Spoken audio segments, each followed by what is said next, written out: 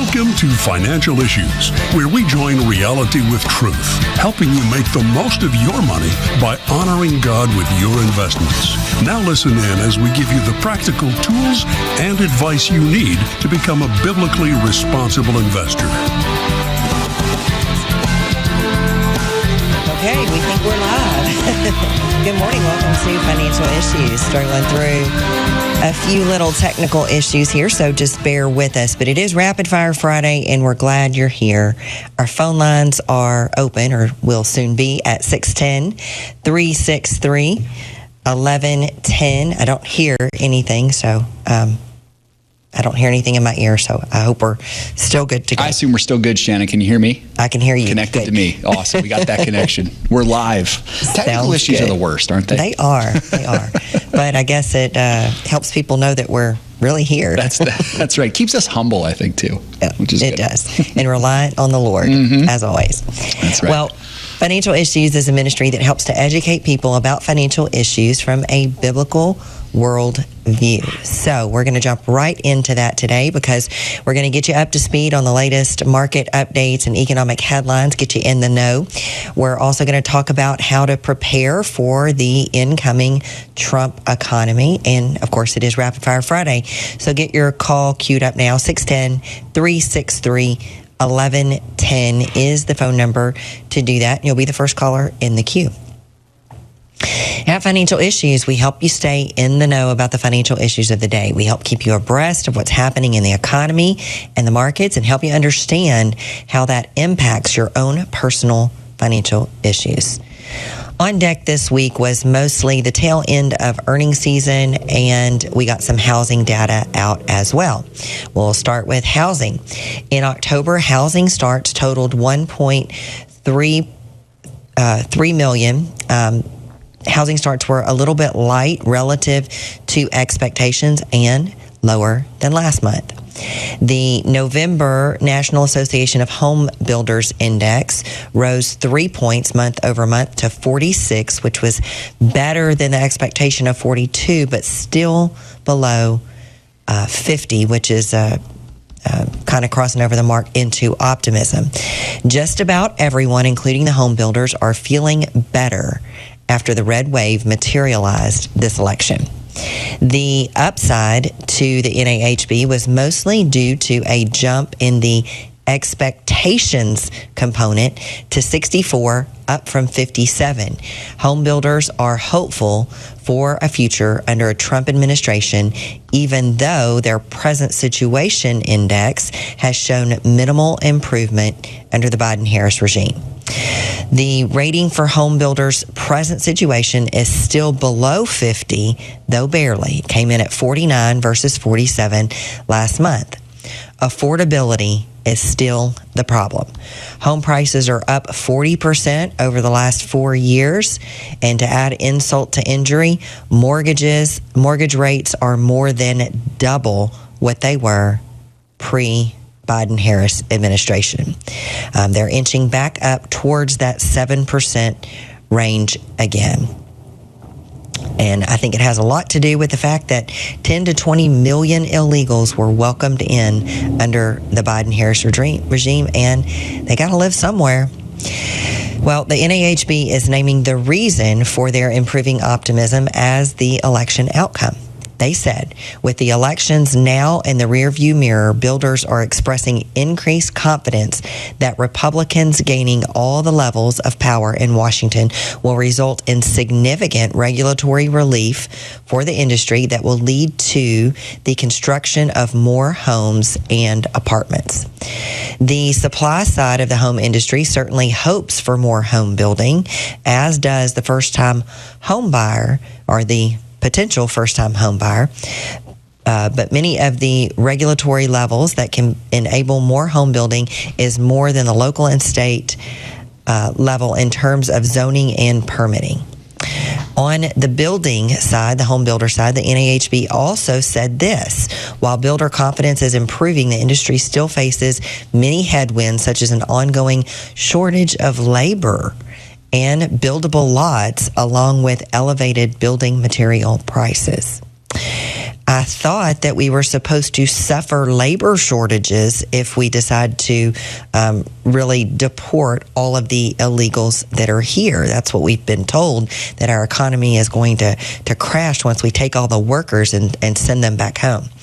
But looks like home builders are saying that the 10 to 20 million illegals didn't quite fill all their need for workers, even in a suppressed cycle of the industry. I wonder where they're getting their money, these illegals that I guess really aren't working. That's another topic for another day, I guess. Big home builders, though, are struggling, but the small guy has really taken it on the chin. So the independent contractor, the small home builder that doesn't have the ability to buy down interest rates for their potential customer or discount their inventory. Existing home sales are hovering around 30-year lows, and the home improvement retailers have really been feeling that, as a good bit of their financial success comes from a strong housing market. So when people are fixing up their homes to sell them, doing those, minor and sometimes major repairs, the paint, the changing out of carpet and flooring and, updating, and the recent home buyers putting the finishing touches on their purchases, the home improvement retailers tend to flourish. But this ancillary business, like buying paint, flooring, appliances, etc., has been weak when there's not a lot of turnover in the home market. Speaking of the market, the equity markets so far this week are not deterred by Russia's stepped up threats of nuclear war, and NVIDIA gave confirmation that the AI movement is still full steam ahead. So far this week, prior to the markets open on this Friday, the S&P 500 is up 1.3 week to date, nearing the 6,000 mark. The Dow is up 1% week to date, nearing a 44,000 read, and coming back to that all-time high. And the Nasdaq's up 1.5%. nearing 19,000. I'm not even going to tell you where the markets were when I started. It was sort of crazy. But NVIDIA also reported their third quarter earnings. They beat expectations, no surprise there, for sales and earnings, while they delivered a better than expected forecast for the current quarter. Their revenues continued to surge, rising 94%. That means they almost doubled on an annual basis during the quarter that ended October the 27th. The fourth quarter forecast, though, was a little bit lackluster. NVIDIA said they only expect to grow 70% from a year earlier. Now, that's a slowdown from the 265% annual growth in the same period a year before. Their revenue continues to surge at NVIDIA, rising 94% on that annual basis. Now, that is considered a slowdown. 94% is nothing to sneeze at, but I guess it is considered a slowdown when your previous three quarters were 122%, 262%, and 265%, respectively.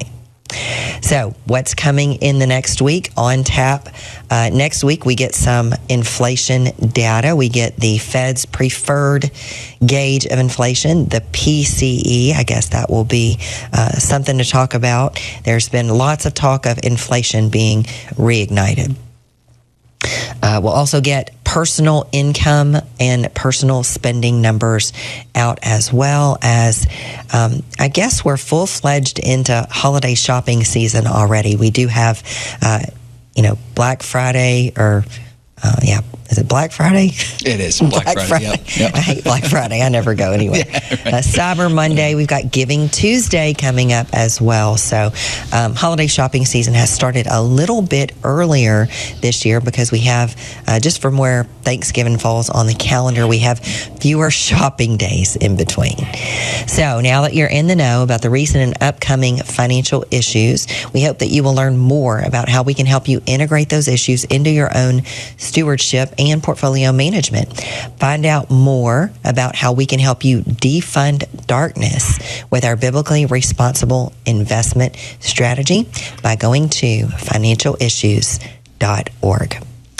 Well, folks, we've got lots more on tap. We're coming up on a break here. Our phone lines are open for Rapid Fire Friday, 610-363-1110. If you're watching along on the website, join in the chat there. There's always a lively conversation going on.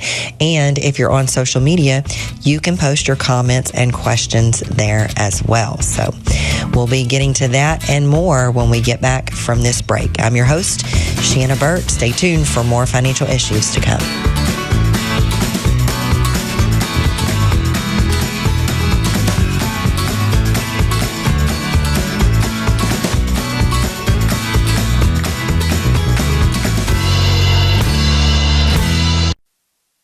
There are moments in life that define us. Choices determine the courses we take.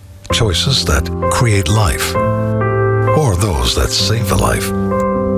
And some make life worthwhile. There are decisions to stay or to go, to remain the same or to grow. Sometimes we pray and make peace. Other times we take a stand for what we believe. In celebration, mourning, triumph, and defeat, we are invested in every decision we seek. Despite differences, we have one thing in common: the desire to do all for the glory of God. Keep your wallet aligned with your heart and your investments in harmony with your faith. Timothy Plan, biblically responsible mutual funds, ETFs, and retirement plans. Before investing, carefully consider a fund's investment objective, risks, charges, and expenses contained in the prospectus available at timothyplan.com. Read carefully before investing. My name is Reagan Gardner, and I am in the 4th grade. Last year, I wanted to be like everybody else. I thought I had to act different, look different, and be different to be cool. When I joined Crossroads, I learned that God loves me just the way that I am. Help reach more kids like Reagan with the hope of the gospel. To learn more about Crossroads Kids Club and how you can get involved, visit reachourschools.com. If a woman sees her baby on ultrasound, it doubles the likelihood that she'll choose life. And on top of that, we share the gospel of Jesus Christ with her. This is why you should support preborn. The donations that you give actually make a difference. Last year, 59,000 babies were saved because of what you have done with your generosity. To find out how you can support the life-saving mission of Preborn, go to preborn.com/FISM.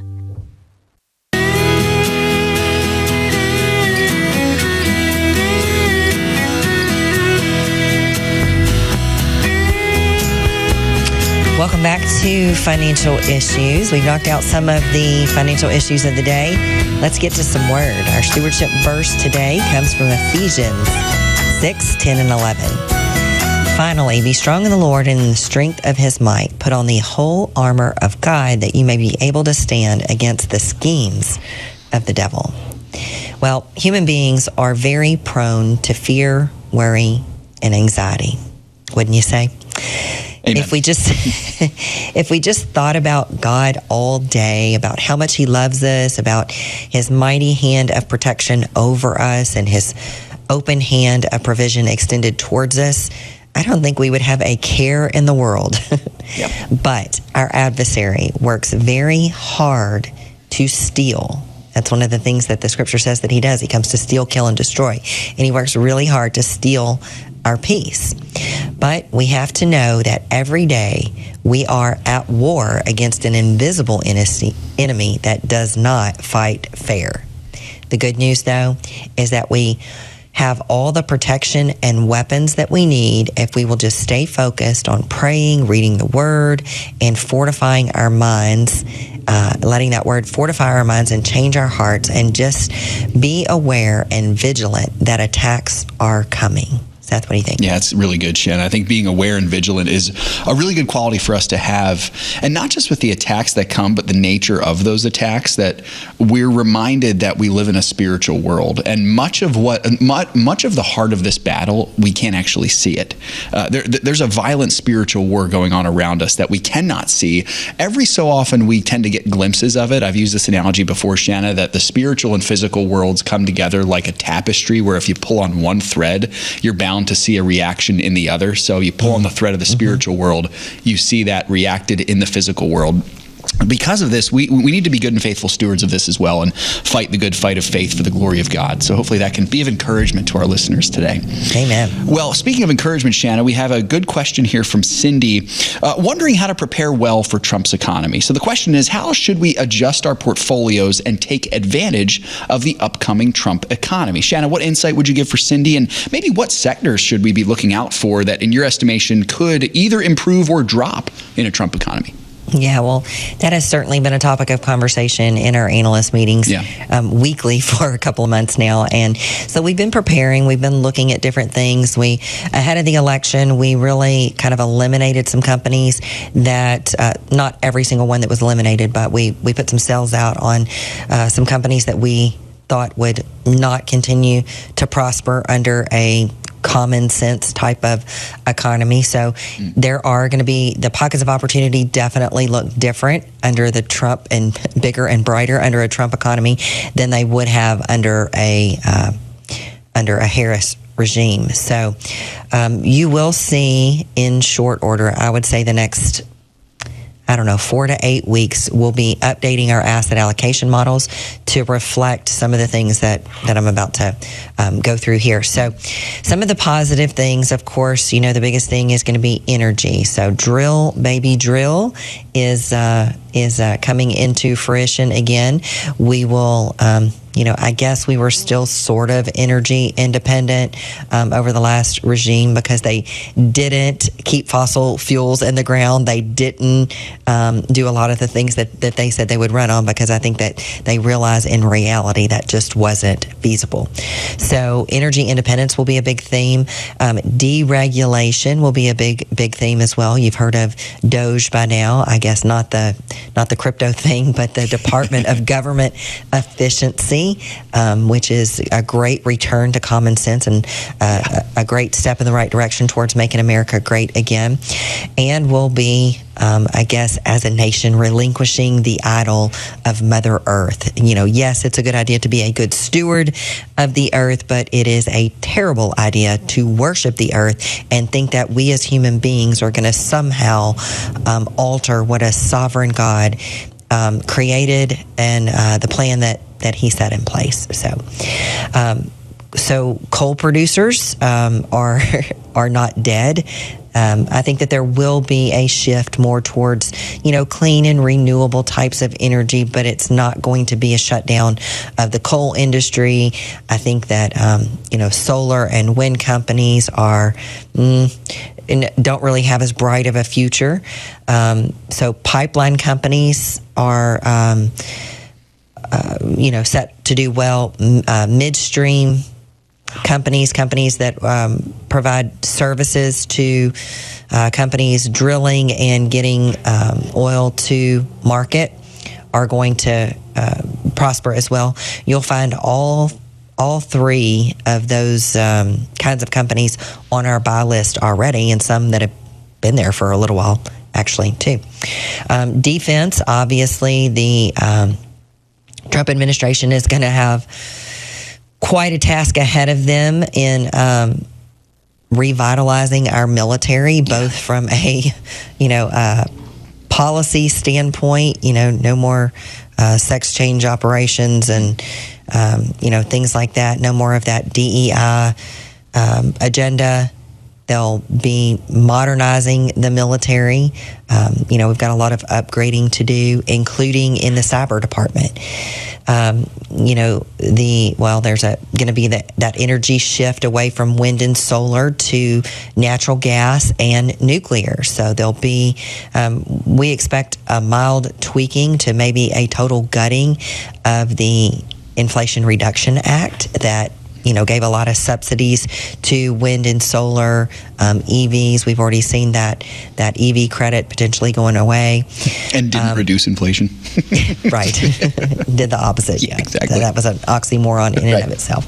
But, increasing the likelihood for relaxed greenhouse gas emission standards and less stringent permitting for oil and gas drilling, and then, seeing those restrictions on the exporting of LNG, all of those things are going to, benefit certain industries, and we're positioned for that already.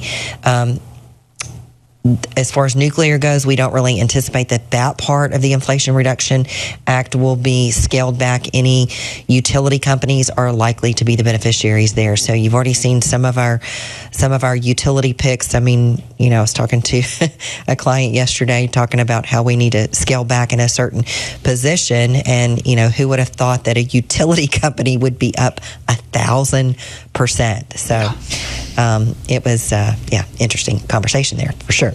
But so natural gas, utilities, LNG is liquefied natural gas. Of course, that's going to be a bridge fuel.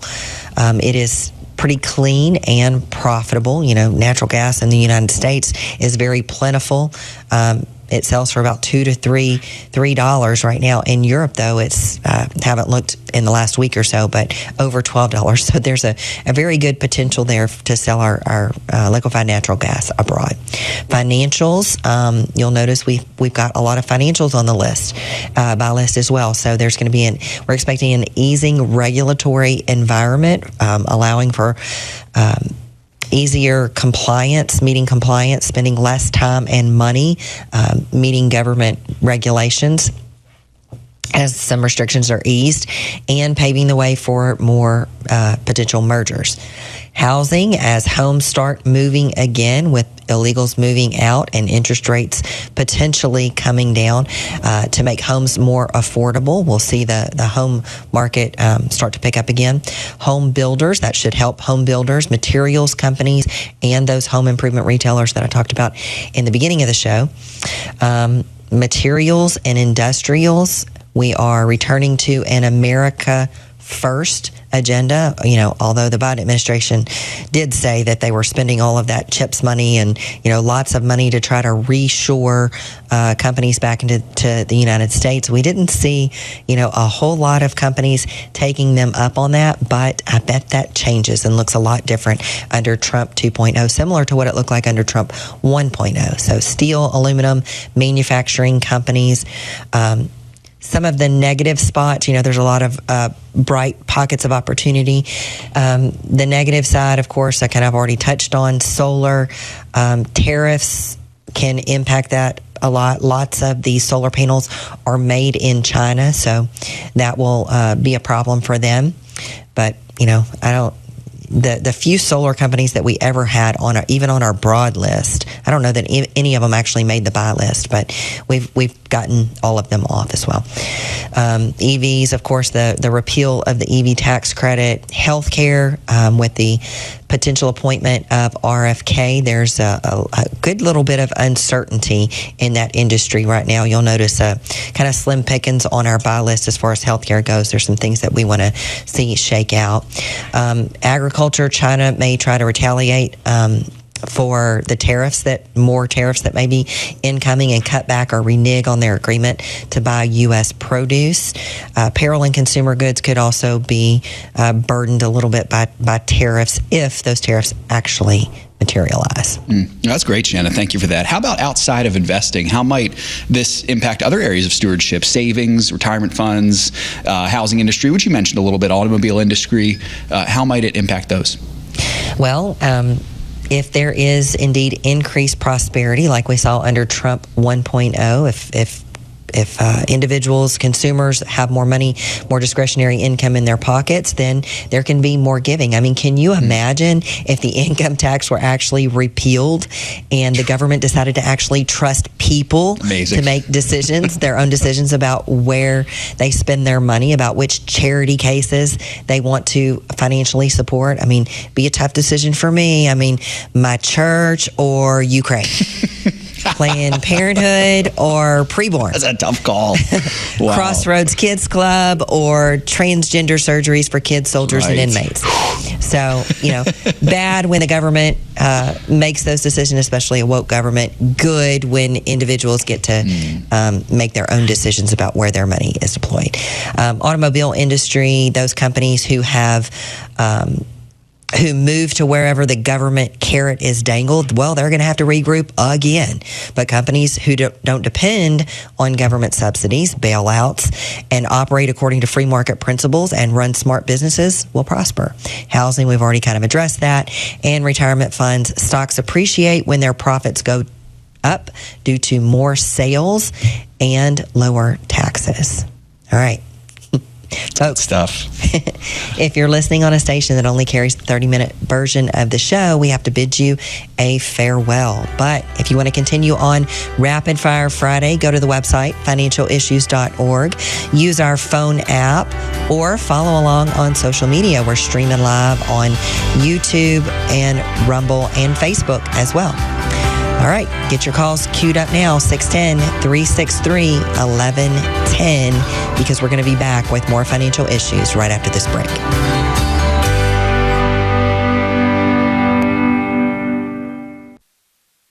Initially, when we became members, I thought, what if this doesn't work? I mean, we're going to give up this whole concept of insurance, and we're going to trust God and His people. And it was like, yeah, well, of course. I'm going to trust an insurance company to come through for me, or I'm going to trust the church to come through for me. And that's a no-brainer. I love getting the monthly share that I give to each month that has the name of a real person and their real medical concerns and a prayer request, for them. If I have a need, I know I can go get care. I can see the providers I want to see. I don't have to worry if they're in my network. And if we need medical care, the Samaritan is there. A community of Christians paying one another's medical bills. For more information, go to financialissues.org and click the Samaritan Ministries banner. If you don't get life right, you're not going to get all the other issues correct, period. It is the issue that impacts every other issue. Life is the central part of what keeps this republic together. It is the contract that the founding fathers passed down through multiple generations. Life, liberty, and the pursuit of happiness. You don't have life, you don't have a republic. There is a temptation out there right now. And I want to just tell you we must resist it. There's this temptation that we cast this issue aside. How does that honor God? It doesn't. And if it wasn't for preborn, I would be super just confused and depressed, because there has never been, in my opinion, a more disjointed time in the pro-life movement. We need a machine to go up against the Planned Parenthood beast. Like, we have to play offense against the pro-abortion forces in this country, okay? We have to play offense. And preborn does it in this compassionate, merciful, godly way that is just so inspiring and amazing. Pharrell came to Crossroads as a fourth grader. His name had been brought to my attention by the school principal. She was concerned about the direction he was heading. I remember I wasn't the best kid. I got into trouble a lot. He became a very active part of Crossroads Kids Club. Mr. Engel, he was the leader that really impacted my life in so many ways. I honestly didn't want Crossroads to end. We would invite all the students to come to our youth group here at Waterfront. I felt God saying, come on, come to me. It felt like I was set free. And I'll never forget the day when we had the privilege and the honor to baptize Pharrell. I hugged Mr. Engel. I don't know if he understands. I'm truly, thankful to have him through the whole journey. If it wasn't for Crossroads, I probably wouldn't be in the place that I am right now. I wouldn't be a follower of Christ. Help reach more kids like Pharrell with the hope of the gospel. Visit reachOurSchools.com. Securities offered through G.A. Reppel & Company, a registered broker-dealer and investment advisor, member FINRA and SIPC. Opinions expressed by Shanna are hers alone and are for informational purposes only, and do not necessarily represent those of G.A. Reppel or the outlet on which you are listening. You should consider how the information applies to your situation prior to personally implementing it, and consult any financial professional you work with to make sure it's applicable to your financial plan. Welcome back to Financial Issues. I'm your host, Shanna Burt. Let's get Rapid Fire Friday kicked off. Let's go to phones. We've got Billy from Georgia. Hi, Billy. You're live on Financial Issues. Hi, good morning, Ms. Shanna and Seth. Hey, Billy. I have a general question and maybe a specific question related to it. My general question is, what would be your comment or advice for people who want to invest in cryptocurrency? And the specific question is F60 be an option for somebody to invest in crypto? Yeah, so, that's been an interesting discussion in our analyst meeting, too. I'm still hesitant to jump on the crypto bandwagon. I know that, Bitcoin is pushing, I don't know if it's made it yet, but it's pushing 100,000 for the first time ever. I think it just did, actually, Shannon, did it? in the last 24 hours, yeah. It was not as of this morning. The highest was like 95,000 and some change, but anyway, it's gone gangbusters for sure. Yeah. I still find it hard to believe that the powers that be would ever adopt any cryptocurrency. I think at least for the next 2 years, maybe the next 4 years, there's going to be less regulation. There's going to be more chance for it to thrive under a Trump administration, certainly than there would have been under a Harris administration. But so the F60 that you mentioned was on our buy list, but it was on the buy list when it was about $100 cheaper. So it's had a big jump up, and that particular one is a good way to get involved in the crypto space without actually buying crypto itself, because they are sort of the digital wallet, and they also benefit a lot from the crypto ETFs that have just come into existence just this last year. So they get revenues off of, they're the custodian for many of the ETFs. So they're going to get revenue off of that as money flows into those as well. All right. Thank you so much. Appreciate the comment. Thanks, Billy. It is one that we're watching. It's Friday. Okay. Thank you. All right. Good stuff. All right, let's go to Cruz in Texas. Hi, Cruz. You're live on Financial Issues. Yes, hello, Shanna. I guess I am a member, and I called previously a kind of a similar question about life insurance, but my question today is, I have a variable life insurance policy, and the surrender value is in 2030. I just turned 40. And in my mind, I was thinking I need to get a term life sooner than later so my rate could be lower. So I've got one quote in front of me. And then the other question is, I was looking through that term policy, and the question was, do I want the payout to be scheduled, or is a lump sum preferred? The second question is easier to answer. I definitely would go for a payout because you don't really know, or your survivors you don't really know what they're going to need that money for. Are they going to need it to provide income for themselves? Do you have a young family? Are they going to need to pay off their home? So you don't really want them handcuffed with that. Now, if you're concerned about the financial responsibility of those who you'll leave behind, then, maybe considering the structured payout would be okay. But I'd rather see maybe the use of a trust, or, a trusted financial advisor, talking to your, if it's your spouse that's going to be left in charge, or, if you don't have a spouse, but maybe you have kids, if it's going to be a responsible adult, maybe you want to talk to them about how that should be structured if you do get a lump sum. Now, as far as is your VUL policy in jeopardy of lapsing? Is it healthy? It is healthy. The reason why I was trying to get out of that, and so I've got about $35,000 also involved with that. So that's where the end of the surrender timeline is 2030, and so I was going to pull all that out at that time. But because it's a life insurance, I'm going to be doubling up, trying to save on the rate, or should I just wait to the end of that? If the policy is healthy and it's not a problem funding it, I would probably consider keeping it. I mean, if you've had it for a good amount of time, and I don't know what your health has been like since you got it, you may or may not qualify for the same kind of underwriting status.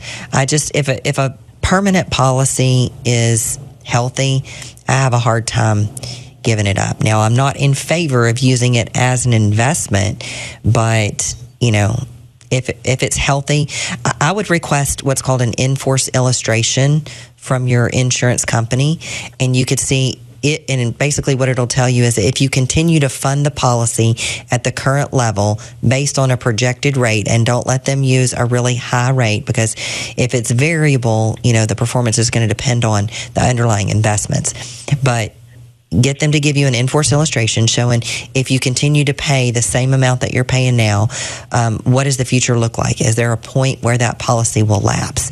If there is, and you can't pay into it what's needed to keep it healthy forever, then you may want to, continue the route that you're researching.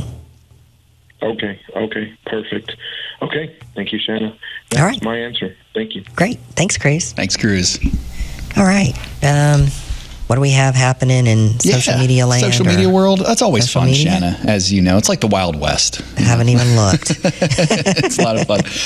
Let's go over to Ask Shanna here. It's a good question from Joshua saying, Aloha, Shanna. I am slowly switching my brokerage to BRI companies. Should I keep any of my existing companies that are on your broad list and not on the buy list? Some in question, TE22, IN5, CD32, and CD44. I've built out my portfolio tracker using the list companies from the buy list for those sectors. Thanks so much for all you and your team do. I'm 41 years old. God bless. What do you think for Joshua?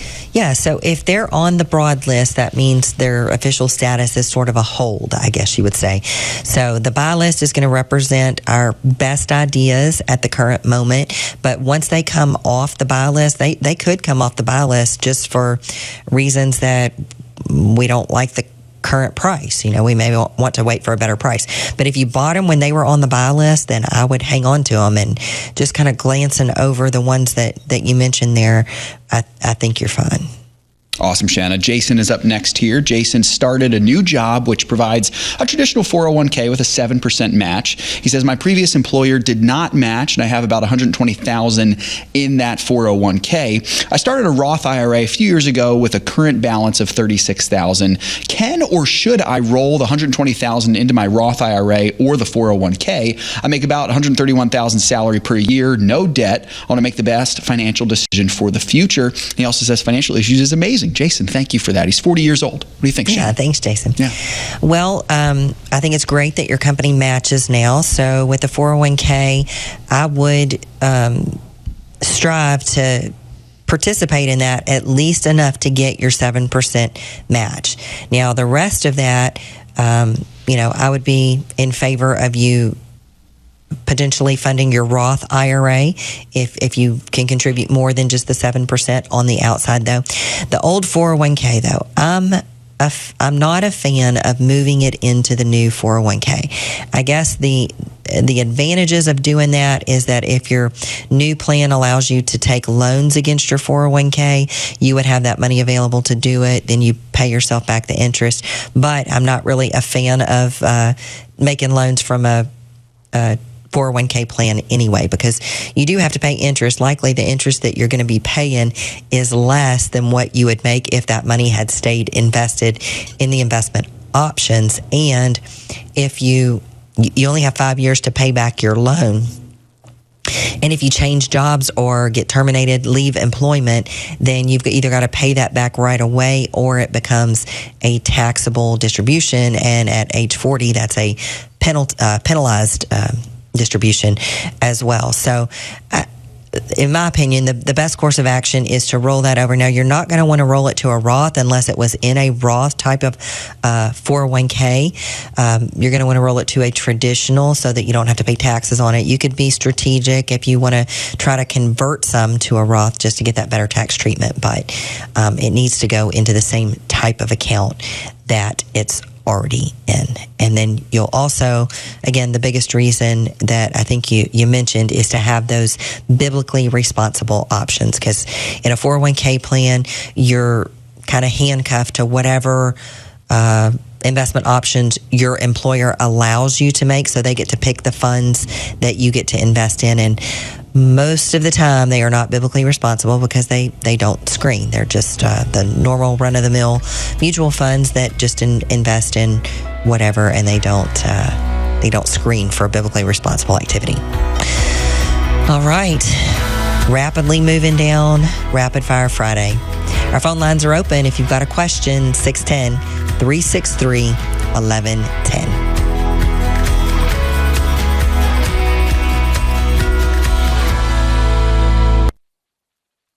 Is inflation, national debt, and volatility in the markets causing you anxiety? Well, you're not alone. I'm Shanna Burt, host of Financial Issues, a nationally syndicated, biblically based program. During our daily program, we help you navigate the current financial climate and provide valuable insight so that you can be a good steward with the money that God has blessed you with. The Bible tells us not to worry and to seek wise counsel, and that's why Financial Issues is here.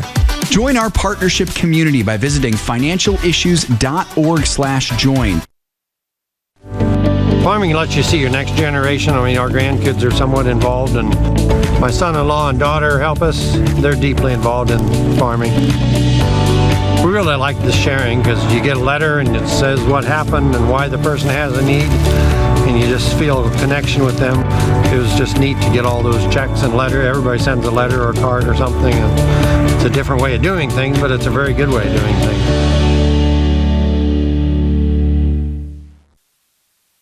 Kids all across the nation are facing challenges such as isolation and loneliness and bullying, but there's still hope and the love of Jesus, and we want to bring that to those kids. Today, Crossroads has 6 focus regions across the country. We are committed to adding 5 more regional coordinators, reaching more kids than ever before, but we can't do it without you. God is doing something new, and we can see it in the lives of kids across America. Children are finding hope and belonging and community and purpose in the love of Jesus. The gospel is going into schools, and we need your help. We are trusting God to raise $200,000 of new funding. This funding will allow us to have 5 additional focus regions, as well as a team member who will oversee all of our regions. Please join us for this Drive for 5 in 2025. Let's place 5 new team members in cities around the nation and watch what God will do. To help spread the love of Jesus to children across the country, go to crossroadskidsclub.com/. The opinions and recommendations expressed on this program do not necessarily represent the opinions of the station or any of the program sponsors. Additionally, all products or services offered by the program sponsors may not be known by the program. Folks, we missed the Ag Report today, but that was purposeful. We got a lot to get to on Rapid Fire Friday, of course. If you are a farmer or rancher, we certainly don't want to leave you high and dry. If you like the Ag Report, you want to hear it every day, we've got today's Ag Report will be up on our website as well as our app. Best place to get it, I found, is go to the app and you go to the Financial Issues button, you scroll down a little bit, you get the Ag Report right there. It has today's Ag as well as previous Ags as well. So make sure that you hear Craig's great insight for our farmers and ranchers. It's good stuff. Yep, sounds good. Yep. Well, let's press on with calls. We've got Damon calling from Texas. Hi, Damon. You're live on Financial Issues. Good morning, Shannon. How are you? Good. How are you? I'm doing really good. Thank you very much for taking my call. Absolutely. My wife has an inherited IRA, and we like the investments that she's in that. She has a required minimum distribution each year, and she's under the old system with the stretch. And we'd like to move the investments that she's in kind out to another investment. We were thinking of taking that out to a Roth. Do you think that would be a smart way to go? Well, you have to be a little bit careful because you can't convert RMDs. So you have to take the amount of the RMD out. Now, you can take it out in kind. You can just move it to a regular investment account and pay the taxes on the distribution as well. And then the amounts over that, I believe, don't hold me to it 100%, but I think that you can convert some of that to a Roth, but not the RMDs. Oh, okay. So you'd have to take out an amount above the RMD to take it to a Roth. Correct. Mm-hmm. Oh, okay. All right. Well, I'm glad I called and got that straightened out. Yeah. And you'll want to just double check that. I'm not a tax professional, so I can't give tax advice. So definitely run that by your tax person. Okay. All right. We'll certainly do that. All right. Was that it? Great rapid fire. That takes care of it for us. Thank you very much. All right. Thanks, Damon. Thank you, guys. Goodbye. God bless. All right. Where do we go from here? Let's go social here, Shanna. A couple things coming in here. Lisa from Texas asking which candidate would be better for medals. Now, it's, of course, retrospective because we know which candidate won, but in your opinion, Shanna, which one? Which candidate? I assume presidential candidate she's asking about? Or would have been better? I guess would have been, yeah, right. Well, metals is not exactly my wheelhouse. Stocks and bonds and things are obviously what we believe in more. That's what makes up so metals, especially gold, I guess, and it depends on what metal you're talking about. You're talking about steel, you're talking about silver, you're talking about gold. So a lot of things I could speculate on there. Gold tends to do well in times of high inflation and political uncertainty or geopolitical uncertainty. So there's also a trend that doesn't have anything to do with either of the candidates where central banks are buying up gold. So, there can be a case made, I guess, that gold continues to go higher. But, again, you can find exposure to those themes in our investment strategy, but we're not really big on metals. Yeah, good, Shannon. Next one, James, asking this on the chat from South Carolina, saying, do the high-end dividend, I assume he's talking about financial REIT stocks, do they count like preferreds for the fixed income portion? No, they don't, not technically. So we're working on tweaking and revising, making the asset allocation models a little bit easier to follow. And I would count preferreds as fixed income. Technically, they are equity type investments, but they work a lot like bonds and fixed income. So we're still going to have a separate category called preferreds, and we're going to break out, we've already broken out preferreds from the financials and the REITs, but we're going to break out the financials and the REITs even more because I think you can approach those two sectors a little bit differently depending on what your risk tolerance is, whether you're young or whether you're approaching retirement, whether you're looking for growth or looking for income. So most of the high dividend REITs are good for producing income for your portfolio, but they are not fixed. Awesome. Next one up, Shanna, we have Alex on Facebook. He's a 53-year-old, just started a 401k 5 years ago, contributing only the matching percentage. What would be the best way to advance my retirement plan? Should I open a Roth IRA, invest independently, or just open an investment account without tax benefits from IRA accounts and follow your plans? What would you suggest? Well, it depends on how much discretionary savings that you have. You want to get the match. That's free money, so that's 100% return on what you invest. So do that, and then I guess it just depends on how much you have left. I mean, I do like Roth IRAs. You have to make sure though that you meet the income limitations. There is an upper limit. Whether you're single or married, if you make too much money, you're not even allowed to contribute to a Roth. So if that's the case, then the answer is obviously just do an investment account.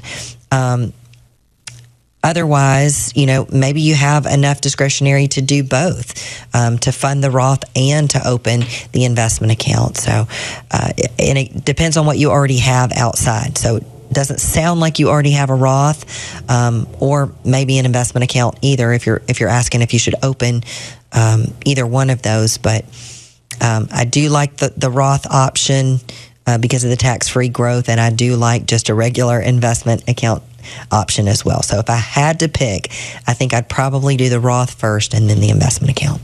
Awesome. Thank you, Shanna. Let's jump back over to Ask Shanna here now, keeping in the spirit of Rapid Fire Friday. Raymond, 68 years old, is saying, I retired from a very large mobile company, who I can let you mention if you want, Shanna, last year, and still have around $250,000 in my 401k with this company. I also have a Roth IRA and a substantial traditional IRA. Is there any reason that I should keep the 401k? I understand the benefits of rolling my 401k into my IRA, especially from a biblically responsible perspective.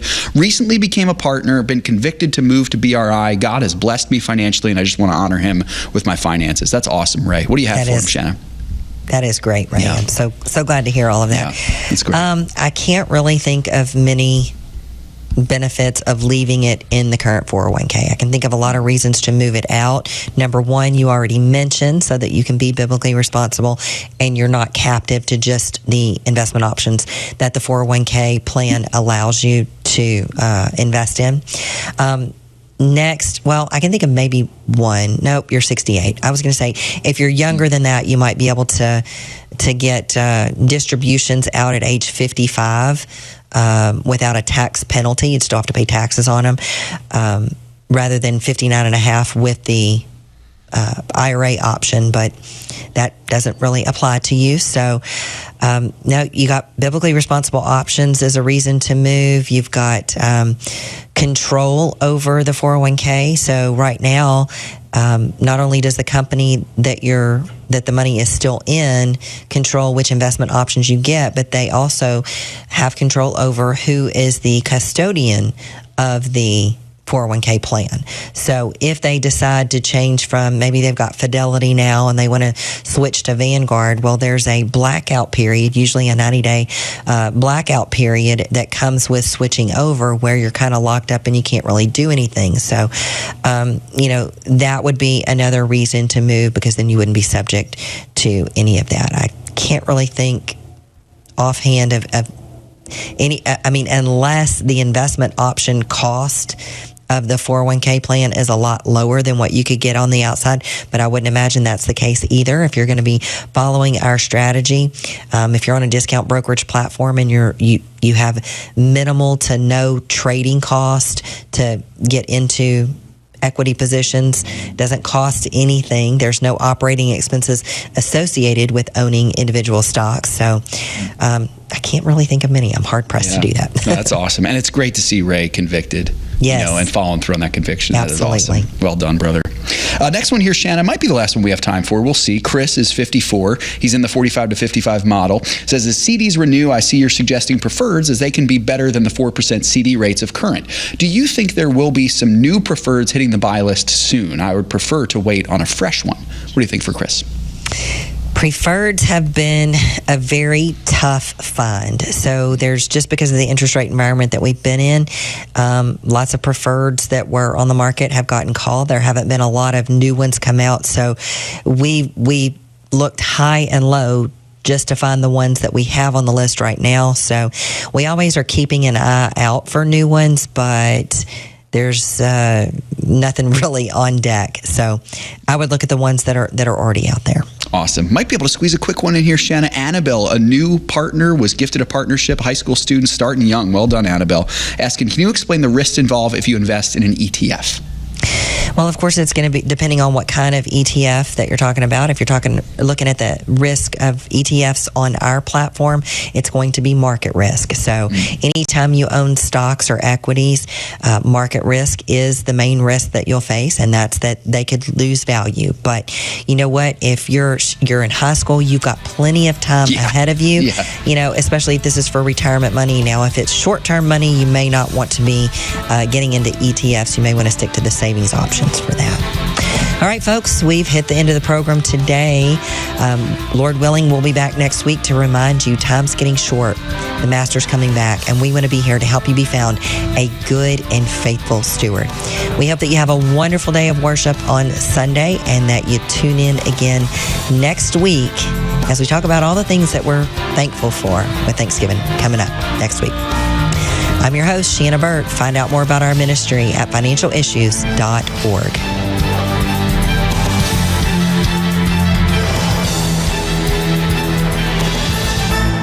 If we ever forget that we're one nation under God, then we will be a nation gone under.